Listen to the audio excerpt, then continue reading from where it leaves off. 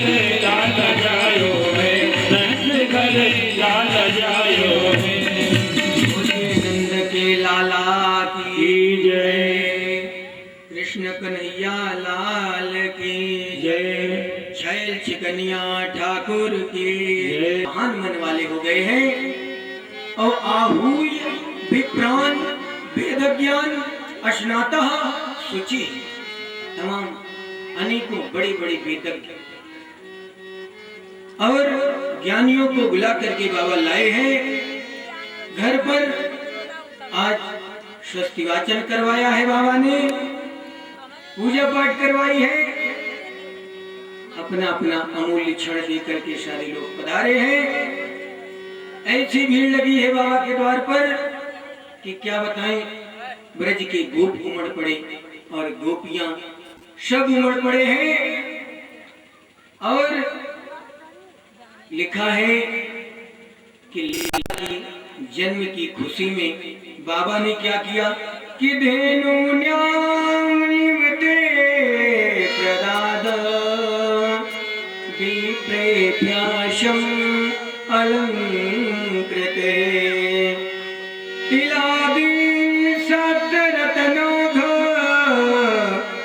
शातकंभांबरावृतम्।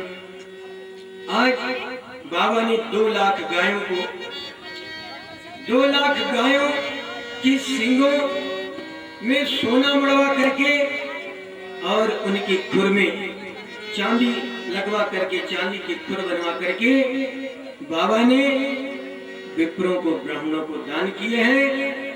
और क्या किया, 7 तिल के बड़े बड़े पहाड़ बनाए हैं और उस पहाड़ पर सोने की चादर बिछा करके दान दिया है, ऐसा लिखा है। और अटारी पर चढ़ करके बाबा आज लुटाए जा रहे हैं। कहते हैं बाबा लुटा रहे थे मस्ती में, गोपियां आ गईं लाला का दर्शन करने। अब जो गोपियां आई हैं उन्होंने सबसे पहले कन्हैया को आशीर्वाद दिया और कहना तो ये चाहिए था कि माता आपका लाला हजारों वर्षों तक जीवे, लेकिन उनके मुख से कुछ और ही निकल गया। उन गोपियों के मुख से क्या कह रही हैं कि तायसीसा प्रयुंजाना स्थिरम पाहीति बालिके हरिद्राक्ष तैलादिभे संचेत्यो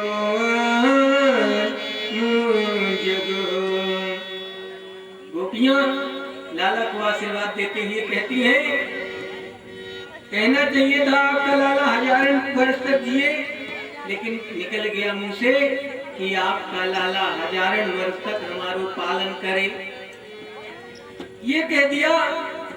और जो मन में रहता है वो तो निकल ही जाता है, ऐसा कह दिया। और आज दही को इकट्ठा किए हैं सबरे ब्रजवासी। कहा गया था कि जैसे कल कोई पीला पीला पहन करके न आए, कदाचित भूल जाए, कल की बात है, कल सभी आए रहे होंगे, तो उसमें सरोवर बना दिया था दही का और उसमें हल्दी मिलवा दी थी। लाला के जन्म पर जो पीला वस्त्र पहन करके नहीं आया था, वो गोप क्या करते, उठा के छम्म से उस व्यक्ति को उसी सरोवर में फेंक देते और उसमें से निकलता पीला पीला निकलता। अगली बार तो ध्यान रखता कि जब कभी लाला का जन्म होगा तो पीला ही पहन करके आएंगे।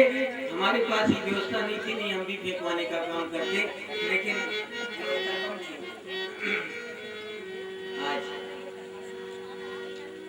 जब नंद बाबा अटारी पर चढ़ करके लुटा रहे थे, ऐसा लिखा है कि तथायारभ्ये नंदस्य मृजा सर्वसमरीध्यमान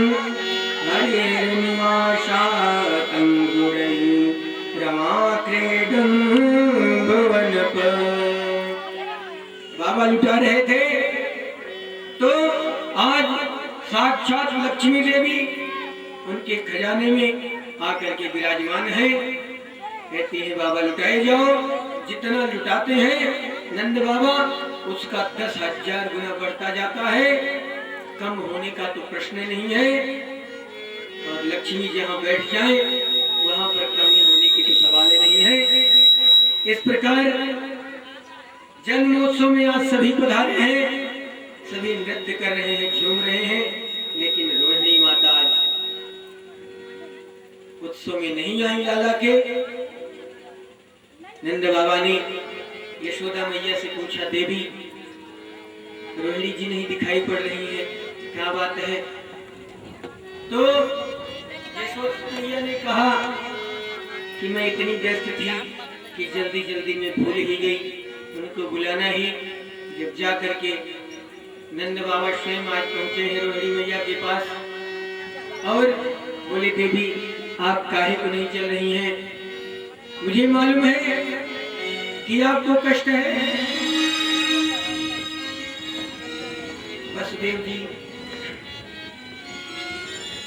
कंस के कारागार में हैं, वो मेरे भी भाई हैं, मुझे बहुत कष्ट है, मुझे भी तकलीफ है, लेकिन देवी आपको चलना ही चाहिए। ये उत्सव जो हो रहा है, मेरे लाला का जन्म रोज रोज नहीं होगा और न ऐसा उत्सव रोज रोज मनाया जाएगा, इसलिए देवी आपको चलना ही चाहिए। लेकिन अब आप इतनी बात तो सोच ही सकते हैं कि जिस माता का पति कष्ट में हो वो मैया श्रृंगार कैसे कर सकती है, आभूषण कैसे धारण कर सकती है? वियोग तो होता ही है, लेकिन आज चाहे खुशी बस चाहे अनमने मन से माता रोहिणी ने कि रोहिणी चा महाभागा नंद गोपाभिनंदिता चरद दिव्या चरद कंठ भूषिता। माता यशोदा और नंद बाबा के कहने पर आज मैया ने सुंदर वस्त्र धारण किए हैं और आभूषण धारण किए आई है उत्सव में, और लाला को गोदी में लेकर के खूब नाची है। जय जय श्री गोकुलेश नंद के दुलारे, जय जय श्री बाल कृष्ण नंद के दुलारे। इस प्रकार रोहिणी मैया ने कन्हैया को बहुत आशीर्वाद दिया, खूब नाची गोदी में लेकर के। उत्सव मनाया जा रहा था, सारी गोपियां उत्सव मना रही थी।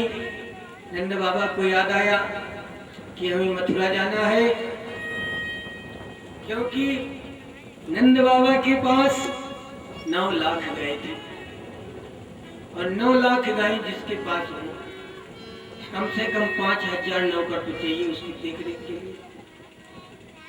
तो इसी कारण से ज्यादा ऐश्वर्य और ज्यादा वैभव था, तो कंस ने टैक्स लगा दिया था, उनको प्रतिवर्ष कर देना पड़ता था, वार्षिक कर देना पड़ता था। आज वो शुभ समय आया था। नंद बाबा गोप लोगों से बोले, भैया आप सब उत्सव मनाओ लाला को, हम जरा मथुरा जाके आते हैं, मुझे जरूरी कार्य है। आज नंद बाबा मथुरा की ओर प्रस्थान किए हैं, जा रहे हैं। सर्वप्रथम उनकी मुलाकात वसुदेव जी से हुई है और वसुदेव जी से हुई, वसुदेव जी ने बधाई दी, नंद बाबा बधाई हो। दोनों गले से गले मिल रहे हैं, लेकिन वसुदेव जी तो बधाई दे रहे हैं और नंद बाबा उन्हें गले से लगा करके बड़े जोर जोर से रो रहे हैं। रोते हुए क्या कह रहे हैं कि होते देवकी पुत्रा कंसेन बाहो हता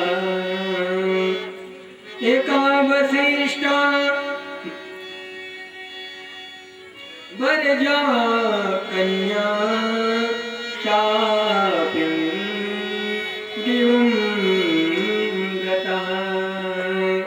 भैया बसदेव जी, बड़े कष्ट की बात है।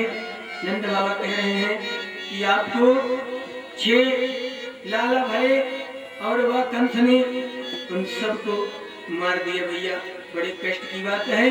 और एक कन्या उत्पन्न हुई तो आए उस दुष्ट ने पत्थर पर पटकना चाहा, लेकिन वो तो सीधे स्वर्ग को चली गई। बड़ी कष्ट की बात है भैया। बसदेव जी ने कहा भैया कोई बात ना नहीं जाने, दुख की कोई बात नहीं, आपके पास तो एक लाला है ही। अब वो एक तो बलराम जी की ओर इशारा कर रहे हैं, वो बड़े हैं, वो भी बसदेव जी के ही हैं। और छोटा जो है उसको भी हम अपना वही मान लेंगे। आपका पुत्र मान लेते हैं, हमारा ही पुत्र है। नंद बाबा ने कह दिया जैसे मेरा वैसे आपका, इसमें कोई बटा थोड़ी ना है भैया। आपका जो हमारा, जो हमारा सो आपका।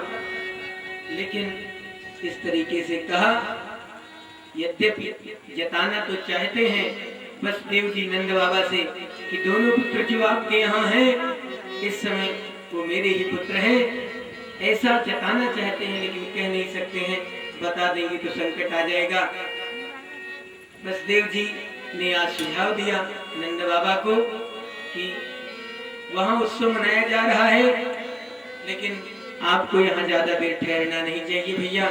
आप शीघ्र ही गोकुल पधारें, क्योंकि जब से ये आकाशवाणी ने कह दिया है कि 84 कोस के ब्रजमंडल में आपको मारने वाला आपका शत्रु कहीं पैदा हो गया है, तब से कंस के यहाँ आपातकालीन मीटिंग चल रही है। सैनिकों को बुला बुला करके वो रोज मंत्रणा कर रहा है कि क्या किया जाए क्या ना किया जाए।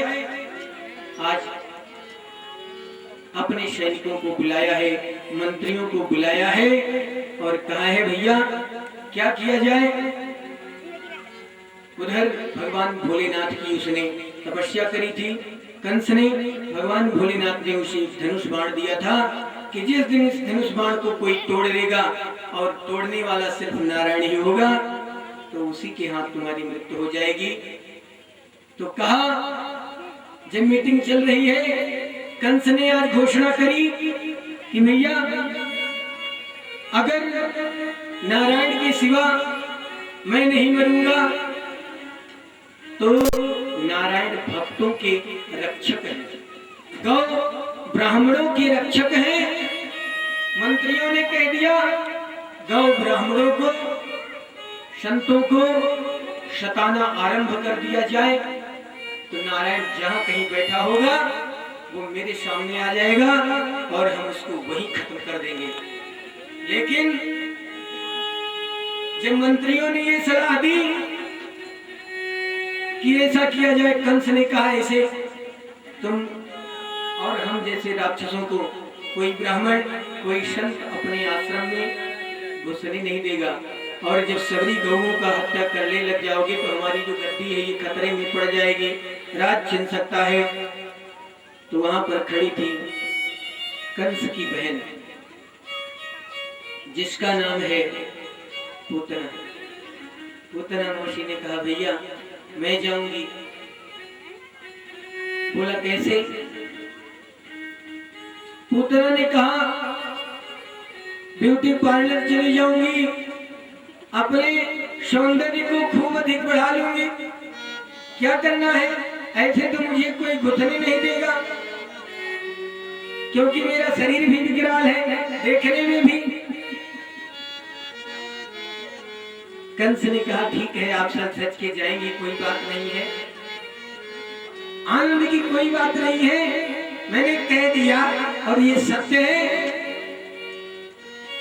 कि उसने कह दिया कि किसी उपाय से मैं आपको ये विश्वास दिलाती हूँ कि 1 महीने के अंदर जितने भी शिशु बालक जन्म लिए हैं उन